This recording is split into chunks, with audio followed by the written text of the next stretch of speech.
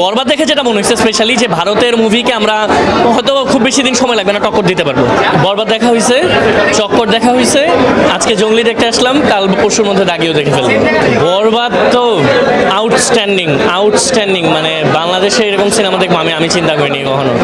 এখনো পোস্ট করা হয় নাই, এই যে ফিলিস্তিনের ইস্যু নিয়ে মন টন খারাপ থাকে এই জন্য পোস্ট করা, বাট আমি এগুলো পোস্ট করবো। আমার কাছে মানে বরবাদ দেখে আমি স্পিচলেস। দাগি এখনো দেখা হয়নি, দাগি দেখবো কাল পরশু, চক্কর দেখলাম। অনেস্টলি বলতে গেলে মানে যতটা হাইপ বা মানুষ যতটা বলেছে আমার দেখে এত আমার কাছে মনে হচ্ছে একটু ঝুলছে, মানে আরেকটু টাইট হইতে পারতো। যদি আমি বলে নিই আমার উপর আবার চক্করের ফ্যান এসে দিবে দুইটা ধুমধাম, আমি কিন্তু কোনো মুভি বোদ্ধা না, আমি আমার জাস্ট অডিয়েন্সের জায়গা থেকে বললাম।